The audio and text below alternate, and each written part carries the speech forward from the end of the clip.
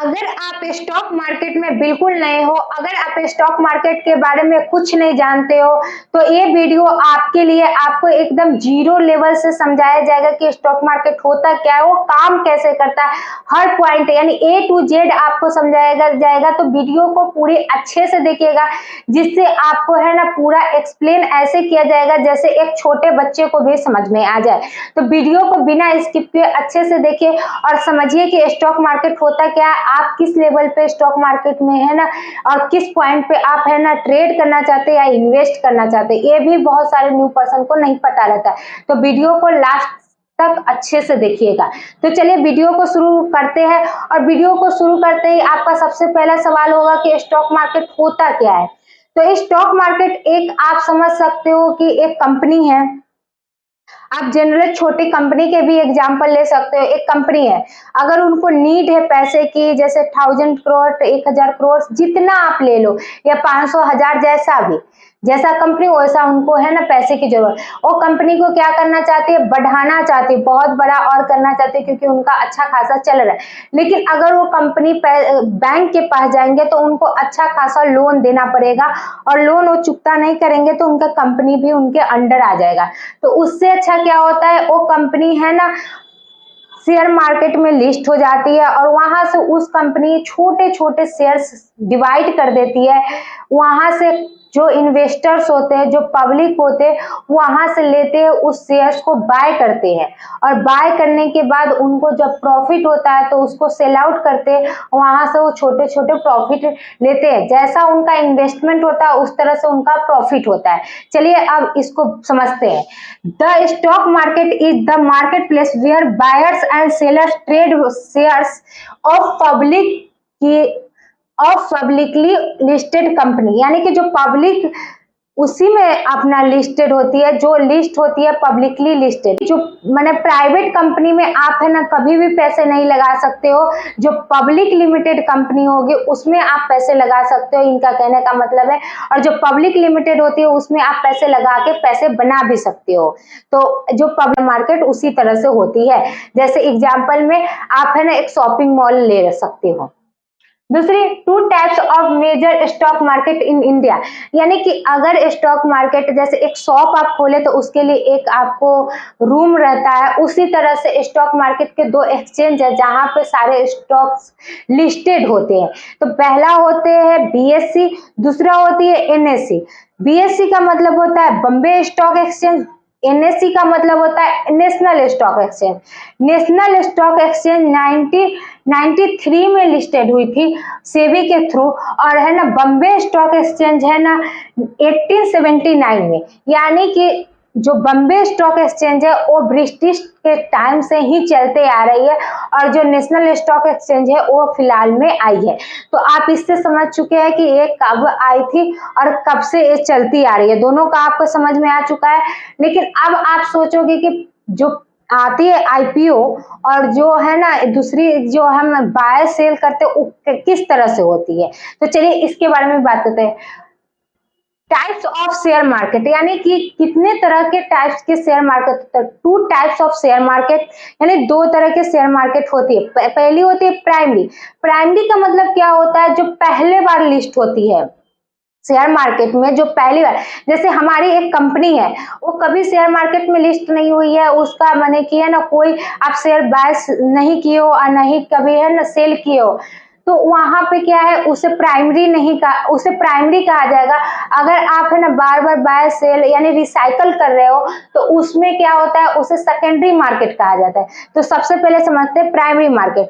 Primary market का मतलब होता है कि पहली बार जो लिस्ट होती है, जिस तरह से IPO आती है, IPO आती है वो फर्स्ट टाइम आती है जो भी कंपनी की पैसे की नीड होती है। जैसे कि आपको बता दिए, ये लिस्ट ही इसीलिए होती है जिनको पैसे की नीड होती है, या वो अपने कंपनी को बढ़ाना चाहते हैं, और पैसे दोनों तरह से पैसे की ही नीड होती है, ठीक है।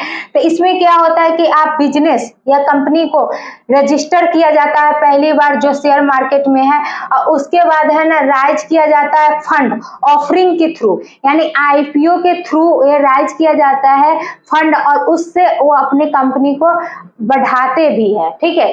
जैसे कि यहाँ पे लिखा I know none as initial public offering, यानी कि आईपीओ फर्स्ट टाइम में सेल किया जाता है, उसे आईपीओ कहा जाता है। यहाँ तक कि आपको समझ में आ गया होगा। अब बात करेंगे सेकेंडरी मार्केट के बारे में। क्या होता है सेकेंडरी मार्केट में? आप क्या कर सकते हैं, जो पहले से लिस्टेड है कंपनी, जो पहले से लिस्टेड है और वहां पे क्या होता है बाय सेल्स यानी कि रेगुलर बेस पे होती है, उसे कहते हैं सेकेंडरी मार्केट, जो पहले से है ना लिस्ट होती है।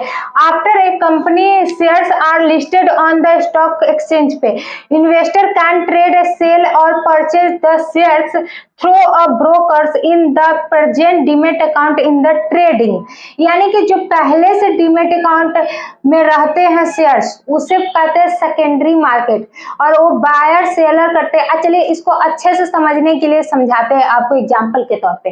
जैसे प्राइमरी मार्केट क्या होता है, प्राइमरी मार्केट में कंपनी होती है, वो आईपीओ लाती है, और आईपीओ लाती है तो कंपनी कहाँ सेल आउट करते हैं, इन्वेस्टर के पास, यानी कि बीएसई एनएससी से पहले वो इन्वेस्टर्स को ये कहा जाता है कि यहाँ पे लिस्ट होने वाली है कंपनी में बीएसई एनएससी, यानी कि बीएसई एनएससी दोनों में लिस्ट होती है, बीएसई और एनएससी दोनों में लिस्ट होती है।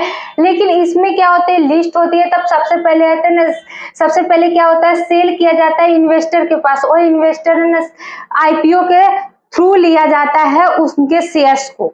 दूसरी क्या होता है सेकेंडरी मार्केट, सेकेंडरी मार्केट में क्या होता है स्टॉक एक्सचेंज पे वो पहले से लिस्ट होती है, जो भी कंपनी जैसे आईपीओ लाई उसके बाद वो बेचती है आईपीओ को शेयर्स के थ्रू, तो वहां पे क्या होता है अदर इन्वेस्टर उसको सेल कर माने कि है ना बाय करते, उससे कहा जाता है स्टॉक एक्सचेंज से है ना, आप स्टॉक एक्सचेंज से ले सकते हैं, वहां पे शेयर्स के थ्रू ले सकते हैं। और इन्वेस्टर सेल्स टू इन्वेस्टर्स, यानी कि इन्वेस्टर टू इन्वेस्टर ये सेल किया जाता है, इस साइकिल कहा जाता है, इसे रिसाइकल कहा जाता है, यानी कि ये है ना बार बार होता है, ये नहीं कि आप एक बार किए, यानी कि हम खरीदे या मुझे थोड़ा प्रॉफिट हुआ हम इसको बेचेंगे, फिर अदर पर्सन उससे खरीदेंगे, क्योंकि जैसे डिमांड बढ़ते रहता है ऊपर बढ़ता है तो पर्सन को लगता है कि मुझे ये लेना चाहिए, तो उस तरह से सामने वाले पर्सन अगर नीचे से खरीदे हुए तो उसको प्रॉफिट दिखता है तो वो बेच के दूसरा पर्सन उसे सेल माने कि बाय करता है और फिर उसे सेल किया जाता है, तो उस तरह से ये साइकिल चलते रहता है। अब आप सोचोगे कि इतना बड़ा मार्केट है, यहाँ पे सारा चीज है ना लगाया हुआ है, लेकिन यहाँ पे कोई ऐसा नहीं है जो है ना इसको माने कि देखभाल यानी कि है ना रूल्स रेगुलेशन हो, जहाँ से है ना कोई इनके साथ धोखाधड़ी ना हो, कि कोई इतना खरीद लिया तो ऐसा ना हो कि है ना उनको प्रॉफिट ना मिला तब भी वो सेल कर रहे हैं, मतलब बहुत सारी चीजें होती है। तो हाँ यहाँ पे रूल रेगुलेशन भी है सेबी के थ्रू, जो है ना 1992 के अंदर आता है, एक्ट के अंदर, जब ये रूल एंड रेगुलेशन लगा था स्टॉक मार्केट में, जिसमें क्या है कि आप कितना है ना क्या कर रहे हो वो सारा रिपोर्ट उनके पास होता है, रिटेलर क्या कर रहे हैं, इन्वेस्टर क्या कर रहे हैं, एफआईआई क्या कर रहे हैं, डीआईआई क्या कर रहे हैं, वो सारी जो है ना उनके पास ही रहता है। वो अगर उनके है ना सेबी के रूल्स के अकॉर्डिंग नहीं चलते तो वहां से उनकी कंपनी को ट्रेड नहीं किया जाता, उनके ट्रेडिंग को बंद कर दिया जाता है कुछ दिनों के लिए, या ज्यादा और रेगुलेशन को तोड़ते हैं तो उनकी कंपनी ट्रेड नहीं होती है। आप जाके कंपनी के बारे में भी सर्च कर सकते हैं, जैसे बहुत सारी पेनी स्टॉक है, जैसे आकाश वाले था जो अभी फिलहाल में चल रही है लेकिन पहले बंद हो चुकी थी, ऐसा बहुत सारी है। दूसरी क्या होती है कि अगर मुझे सारी चीजें पता चल गई कि यहाँ पे रूल रेगुलेशन भी है, यहाँ पे ना पहली बार कंपनी आती है तो आईपीओ के तहत आती है, दूसरी बार में आती है तो सेकेंडरी मार्केट के तहत यहाँ पे बाय सेल होता है, तो ये होता कहाँ पे है, यानी बीएसई एनएससी जो भी है ये कहाँ से लिस्ट होती है, या इसका जो एक है ना जैसे बैंक होती है उस तरह से वहां पे जाके हम पैसे जमा करते हैं या एफडी कराए या कुछ भी कराए तो वहां पे एक आपका स्थान है जहाँ पे आप जाके करा सकते, तो इसका कौन सा जगह है जहाँ पे हम कर सकते, तो उसे कहा जाता है स्टॉक ब्रोकर्स, यानी स्टॉक ब्रोकर्स होता है, जो बहुत सारे ब्रोकर्स अभी आ चुके हैं, लगभग 5000 से प्लस है, ठीक है। तो स्टॉक ब्रोकर्स फाइनेंस इंटरमीडिएट के तहत ये आता है, जहाँ पे बाय सेल कर सकते हो, यहाँ पे प्रोवाइड किया जाता है सर्विस और opening a demat account and trading, यानी कि यहाँ पे सर्विस आपको वहां से दी जाएगी जब आप यहाँ पे डीमेट अकाउंट खुलवाओगे। अब यहाँ पे आपका सवाल आएगा डीमेट अकाउंट हम कहाँ से खुलवाए, कौन सा बेस्ट डीमेट अकाउंट है, तो आप एंजल वन के खुलवा सकते हो। एंजल वन का आपको डीमेट अकाउंट खुलवाइएगा तो वहाँ पे क्या है कि आपको है ना अच्छे अच्छे जो है ना, जैसे होता क्या है कि आप इंट्राडे कर रहे हो तो उसमें बहुत ज्यादा है ना पैसे ले लिया जाता है दूसरे वाले में, तो वहाँ पे सारी चीजें आपको अच्छी अच्छी सुविधा दी जाती है। इंटरनेट की बहुत सारी स्पीड आपके काम करेगी, जैसे हम भी यूज करते हैं इसलिए आपको प्रोवाइड कर रहे हैं। मेरे डिस्क्रिप्शन में लिंक है, आप जाके वहां से खुलवा सकते हैं। तो ये आपको ये समझ में आ चुका होगा कि ये सारी चीजें, लेकिन अभी बहुत सारी चीजें बाकी है, जैसे कि आपको आगे हम बताते हैं क्या क्या है। लेकिन अगर यहाँ तक कि आपको कुछ समझ में ना आया होगा तो आगे नीचे आप मुझे कमेंट कर सकते हैं, जिससे हम चल गया होगा कि मार्केट कब मैंने की है ना, इसके रोड रेगुलेशन क्या है, इसकी सारी चीजें आपको पता चल गई।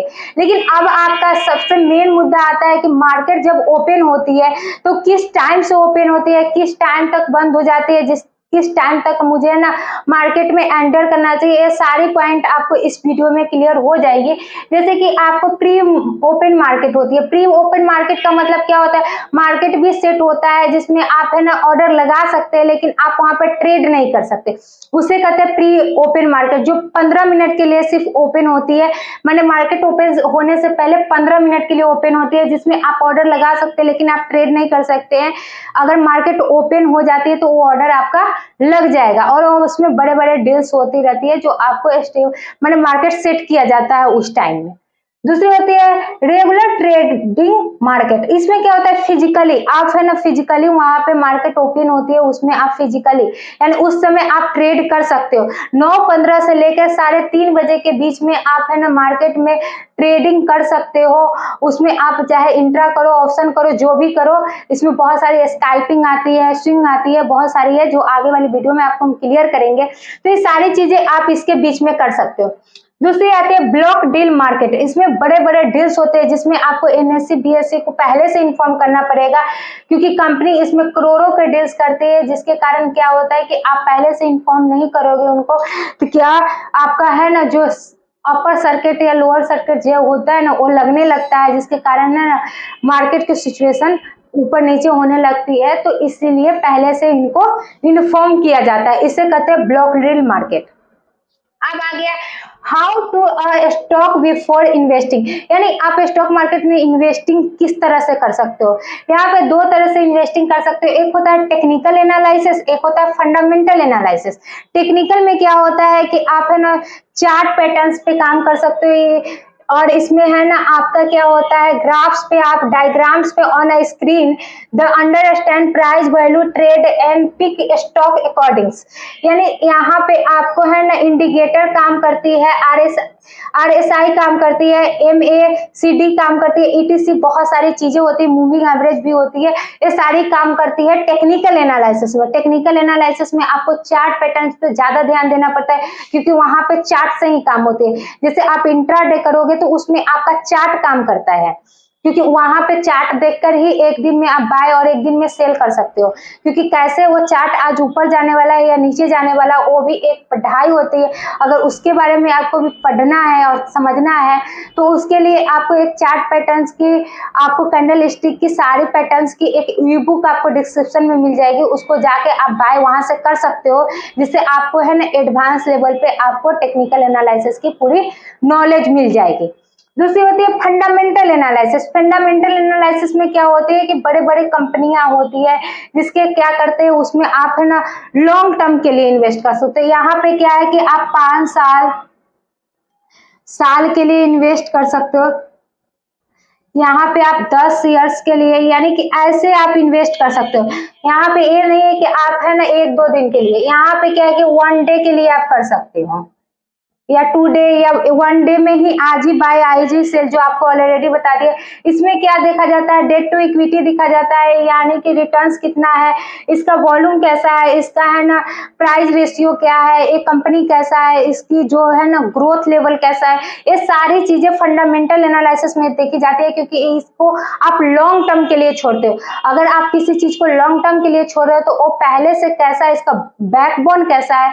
ये ऐसा तो नहीं है कि हाँ कि अगर आज आपको ट्रेड करना है उसके लिए बहुत बेटर है टेक्निकल, क्योंकि अगर थोड़ी सी भी अच्छी कंपनी है आज वो ऊपर उठेगी, आपको प्रॉफिट देगी, आप निकल जाओगे। लेकिन अगर आप फंडामेंटली पे जाओगे यानी कि लॉन्ग टर्म के लिए जाओगे तो आपको कंपनी की नींव देखनी पड़ेगी कि कैसा है, क्योंकि यही जाके आगे आपको अच्छा खासा ग्रोथ देगा। अगर कंपनी स्टेबल अच्छा खुद नहीं है, वो अच्छा नहीं है, डेट टू इक्विटी उसकी अच्छी नहीं है, तो वो आगे चल के आपको रिटर्न्स नहीं देगी, वहीं पे आपका पैसा बढ़ने की जगह घट जाएगा और आप लॉस में भी जा सकते हो। तो इस वीडियो में इतना ही, आगे आपको सेकेंड क्लास में दी जाएगी जिसमें आपको डीप में और ज्यादा ये बताई जाएगी कि लॉन्ग टर्म क्या होता है, शॉर्ट टर्म क्या होता है, सारी पॉइंट क्लियर की जाएगी। इसलिए आप है ना चैनल को जरूर से जरूर सब्सक्राइब कर लीजिएगा, क्योंकि आगे आपको फ्री ऑफ कॉस्ट में आपको पूरी है ना बेसिक टू एडवांस आपको दी जाएगी स्टॉक मार्केट के ज्ञान के बारे में, यानी स्टॉक मार्केट के बारे में। तो आप पूरी वीडियो देखिएगा और आगे चल के सीखिएगा। अगर कोई क्वेश्चंस हो गए या इससे रिलेटेड तो आप मुझे कमेंट कर सकते हैं और आगे वाली वीडियो में आपको उस कमेंट से रिलेटेड सॉल्व भी किया जाएगा क्वेश्चन। तो इस वीडियो में इतना ही। अगर मेरे चैनल पे न्यू हो तो चैनल को सब्सक्राइब कीजिएगा और वीडियो को लाइक कीजिएगा।